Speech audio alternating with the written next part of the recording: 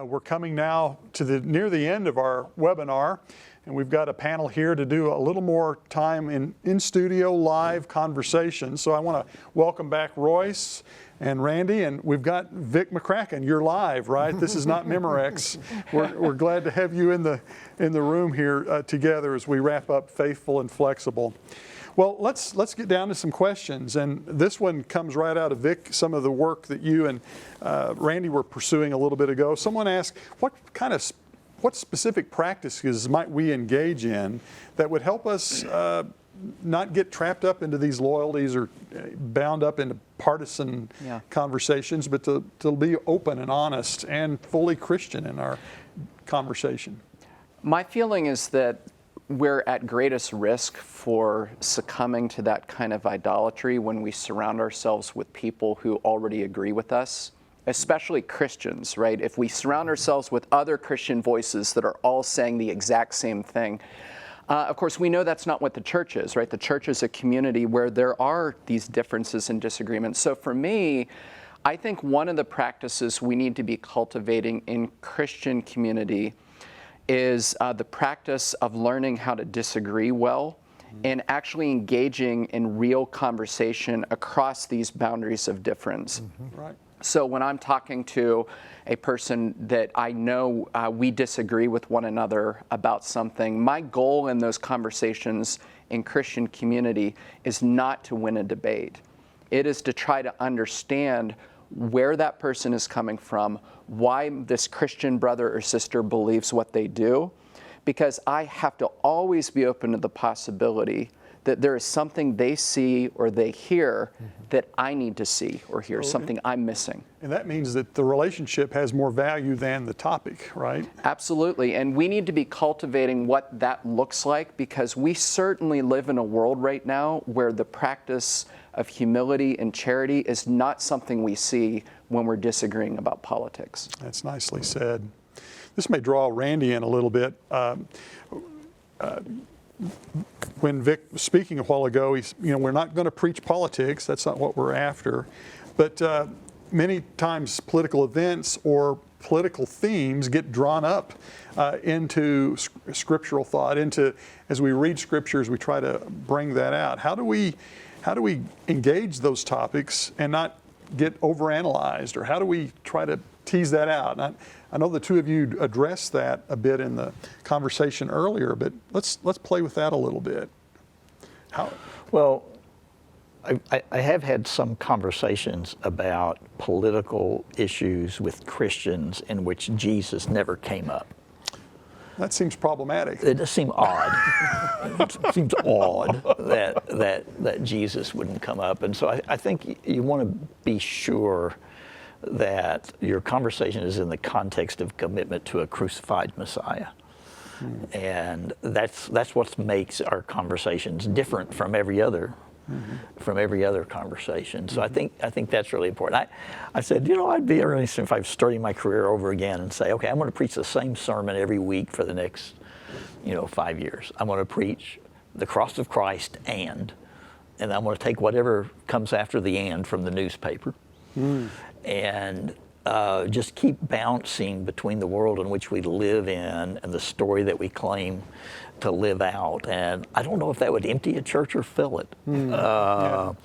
And it's one of those deals where, Vic's made this point so well, you're not always going to come out in the same place on that, but you're at least talking about the same thing. We want to know how the gospel's coming to bear on this issue, and if we want to if we want to disagree about it, we want to know why we're disagreeing. We don't want to disagree unnecessarily, and it could be that we have very different understandings of the gospel, and those become rich and important conversations. Would you sit and listen to those kinds of sermons as an ethicist, Vic, as a Christian ethicist? Absolutely. I think that's what we should be doing if we're going to be engaging these kinds of hot button topics these days, beginning with the cross, and then tracing out what that actually means. I would find that kind of preaching challenging and very important in this age. Yeah. What's going through your head, Royce, as you hear some of this? What's going through my head is how all of this all these ideas are clouded by a deluge of information through our technology.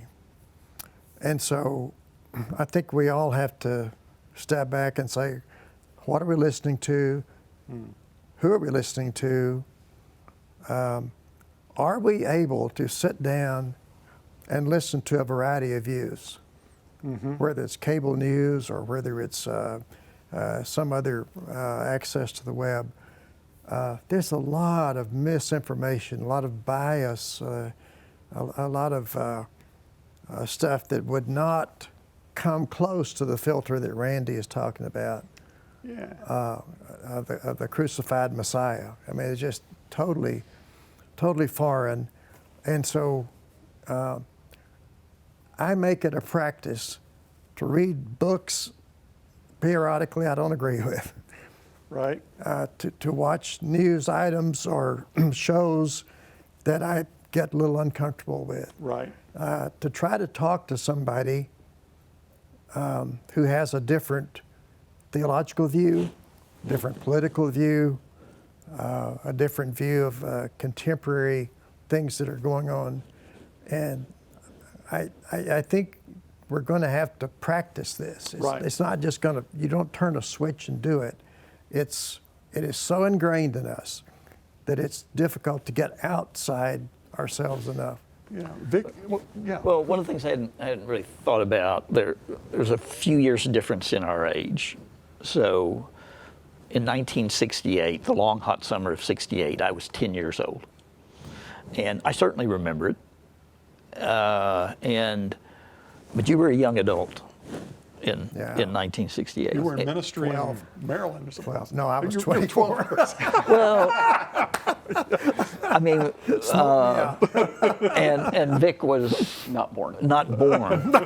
Oh, that really hurt. So I'm just kind of wondering, okay, how is this like the 60s and how is this fundamentally different? That's good. Yeah. Because those were tough days to be a minister. Believe it or not, my first ministry was Silver Spring, Maryland, in 1967. In the middle of the riots, in the middle of the Vietnam War. That's as close to the civil unrest that we have today. And I was blown away. I had not prepared for this. I got mad at my graduate professors who didn't prepare me for this. Of course, I realize now that you really can't until you get into the moment. But it was very shaking to me. It was just really a period of disillusionment until I began to listen to what was going on and try to figure it out. So it was a jolt. Yeah. Two of my mentors as a young green minister were black preachers in Churches of Christ in the Washington, D.C. area. I look back and they have had a profound effect on the trajectory of my ministry. But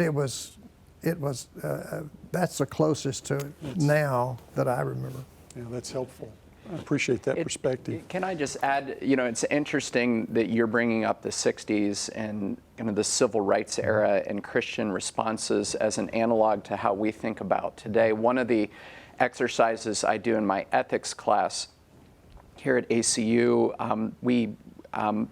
I share a couple letters that were written back in the 60s, both written by Christians, and I get students to react to the letters. And the first letter was a letter to the editor of the Christian Chronicle, the Church of Christ periodical out of Oklahoma City. They did a special issue on the topic of race relations back in the 60s. And the letter was written by a Christian who was really disturbed by the civil rights activists and what they were doing, meddling and causing all sorts of dissension and conflict in participating in kind of the human politics of the moment. They saw that as an inappropriate example of Christian witness. So the other letter I share is an excerpt from King's letter from a Birmingham jail. Mm-hmm.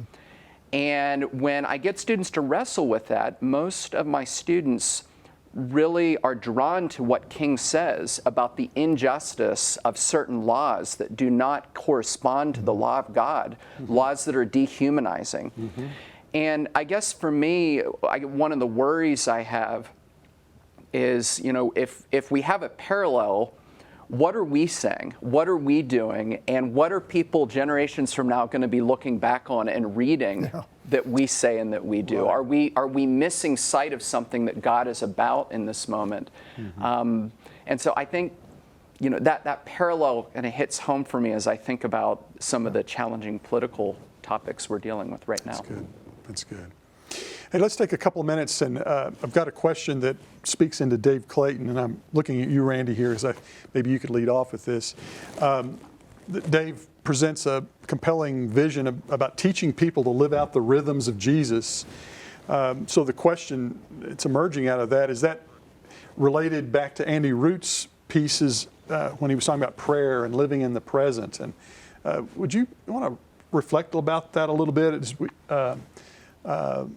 How does this notion that Dave is presenting, does it correlate perhaps there to what Andy's saying? And that sounds like same stuff, but you're a person who thinks a lot about prayer. I think right? I think it's very much the same And stuff. rhythm? Absolutely, Yeah. I think they go very much together. And our slightly older viewers will think back to books like The Contemplative Pastor, and to like the Church of the Savior, Elizabeth O'Connor. and Yeah. I think the way this kind of dovetails with the sort of stuff Vic is talking about is, and that Jerry Taylor here at ACU has been so saying so profoundly, is if you let your activism get too far disconnected from your contemplation, then it's going to go bad.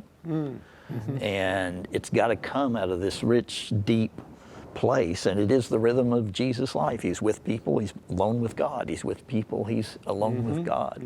And what as Bonhoeffer says, two kinds of Christians you can't trust: the ones who won't be with other people, and the one who can't stand to be by themselves. That's and right. Yeah. and the ministers kind of have to do both of those things. And there's something wrong with the contemplation that never does anything, I think. And there's something wrong with the insistence on always doing and not having the contemplative practices to support and bear that. And at Ethos, the church leaders they train don't have the option of not having a contemplative life. If you're going to be a leader in this church, then you're going to have to do these things. That's good. I was thinking of the Benedictine tradition of work and prayer, right? Right. Quiet or contemplation and action. This rhythm of life that we see, as Dave pointed out so well in his message.